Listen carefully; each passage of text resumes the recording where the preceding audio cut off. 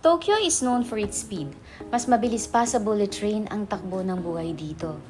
For the past few days, ganun din ako. Takbo doon, pila dito, picture sa sikat na landmark, generic itinerary checklist. Pero ngayon, around 12 p.m., I decided to pull the brakes. Welcome to my slow afternoon in Asakusa. Magandang tanghali. It's around 12 p.m. Nandito ako ngayon sa Asakusa. Normally, sa ganitong oras, nasa gitna ako ng siksikang pila sa isang tourist spot o kaya naman nagmamadali sa subway para humabol sa susunod na destination. Pero ngayon, sinet aside ko muna ang schedule. Walang hinahabol, naglalakad lang ako mag-isa. Aminin natin, nung una, parang may konting guilt. Iniisip ko, tanghalian pa lang. Sayang ang buong araw. Nasa Japan ako. Pero narealize ko, baka mas sayang kung pagod na pagod ako, pero wala naman akong nananamnam na biyahe. Kung nakapunta na kayo sa Asakusa, alam niyong siksikan dito pagdating ng alas 12 ng tanghali. But turning the busiest hour of the day into a slow, solitary walk changed everything. Sa pagkakataong ito, hindi ako basta bisita sa Japan. I felt like I was actually present in the moment. I think it's time for merienda. At sa Japan, eating alone is not just accepted. It is a culture. Dito, sa lugar na ito malapit sa Sensoji, may nakita akong kainan. Walang English menu, pero susubukan natin. Sa Pilipinas, kapag kumain ka sa restaurant ng mag-isa, lalo na sa gitna ng tanghalian, kung hindi ka titingnan ng may awa, iisipin ng mga tao na may hinihintay ka. But here, inside this quiet shop in the middle of the day, it felt like a sanctuary. At dahil mag-isa lang ako, hindi ko kailangang magsalita o makipagkwentuhan habang ngumunguya. My entire attention is on the food. Sa pagkakataong ito, nananamnam ko bawat flavor profile. Eating alone forces you to slow down, to appreciate the craft of the person who cooked your meal. Naisip ko sa normal kong buhay sa Pilipinas, madalas akong kumain ng mabilis habang nanonood ng Netflix o habang nagtatrabaho. I rarely give my food the respect it deserves. This simple solitary meal taught me that. I realized that taking a slow afternoon starting at 12 p.m. doesn't mean you're wasting your vacation day. It means giving yourself permission to breathe. It's the difference between collecting places and experiencing a place. Tignan niyo to, may nadiscovery akong maliit na postcard shop malapit sa Sensoji Temple. Kung nagmamadali ako sa itinerary ko, paniguradong malalampasan ko ito. Look at the details on these papers. All the items here are really well made, crafted by local Japanese men. At dahil mahilig ako sa pusa, hindi ko natiis. I bought this postcard of a cat. It's simple but it feels special because it has a story. While walking, napadaan ako sa Matsumoto Kiyoshi. Kung hindi niyo alam, sikat na drugstore ito sa Japan. Pumasok ako hindi dahil may mahabang shopping list ako. Kung hindi gusto ko lang i-share sa inyo, iba talaga ang level ng pagka-praktikal ng mga Hapon. The usefulness of the things in this shop is exceptional. Lahat ng mga problemang hindi mo akalaing may solusyon, may imbensyon sila dito.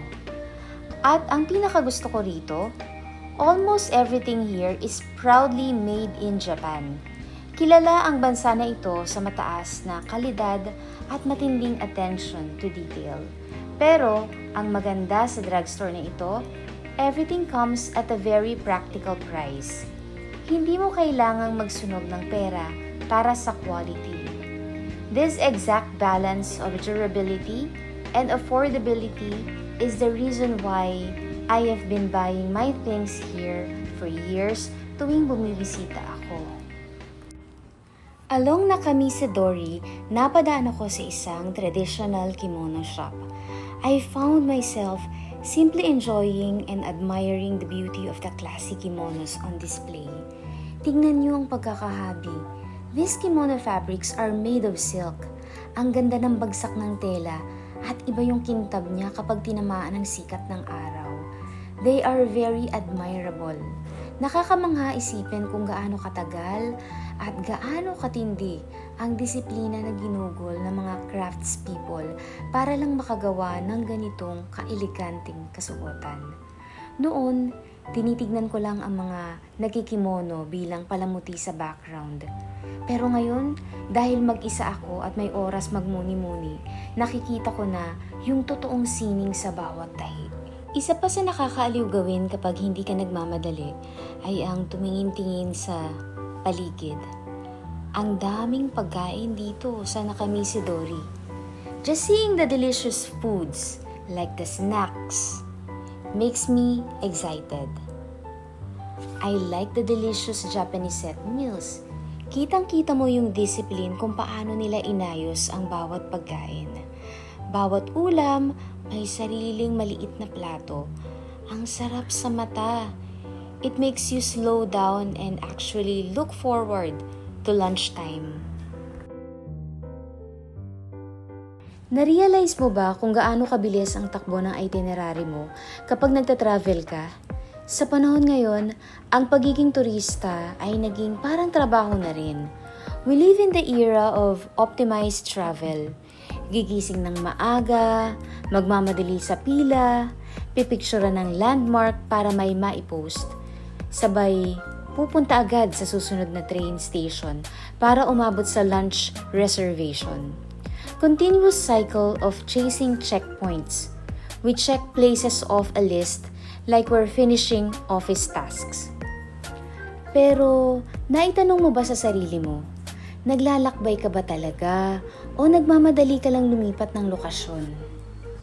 Aminin natin, kapag gumastos ka ng malaki para sa flight at hotel sa ibang bansa, agad mong nararamdaman yung matinding travel guilt kapag wala kang ginagawa.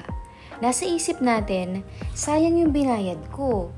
Dapat nandun ako sa sikat na museum ngayon. Dapat pinipilahan ko yung sikat na kainan. We treat travel like a marathon where resting feels like losing.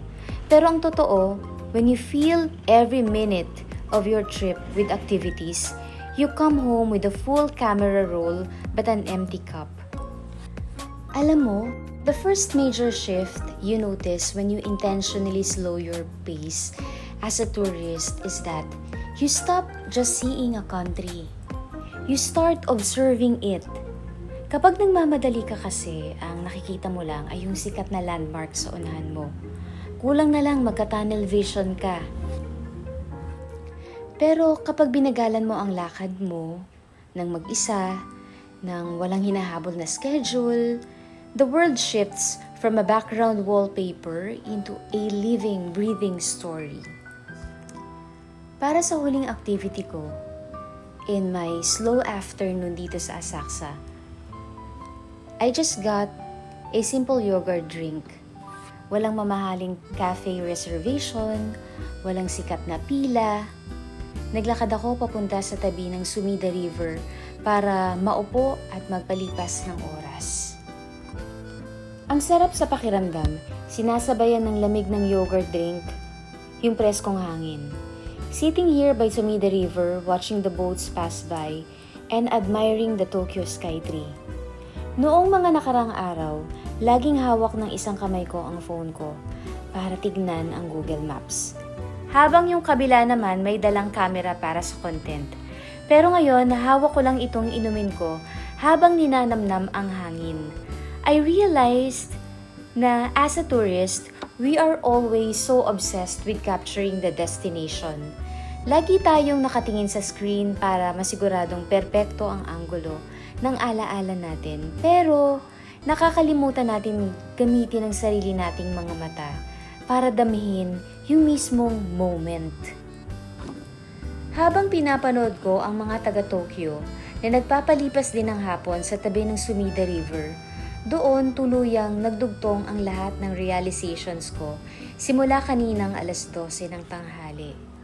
Nang simulan ko itong slow afternoon, natuto akong magmasid sa maliliit na sining ng Nakamisidori. Mula sa eleganteng seda ng mga classic kimono hanggang sa simpleng disiplina ng mga Japanese set meals. Sa Matsumoto Kiyoshi, nakita ko ang simpleng husay ng mga produktong made in Japan na ginawa para gumaan ang takbo ng araw-araw nating buhay. At sa maliit na postcard shop, ramdam ko ang puso ng local craftsman sa nabili kong postcard na pusa. All of this I experienced dahil pinayagan ko ang sarili kong maglakad mag-isa, kumain ng mag-isa, at maging malaya sa dikta ng isang rigid itinerary. Salamat sa pagsama sa akin sa mabagal na pag-ikot na ito na nagsimula lang sa isang simpleng desisyon kaninang 12 p.m. To sum up this entire experience, ang pinakamagandang souvenir na maiuwi mo mula sa isang paglalakbay ay hindi yung mga gamit sa bag mo o yung libo-libong litrato sa phone mo. It is the life-changing reminder that you are allowed to go at your own pace.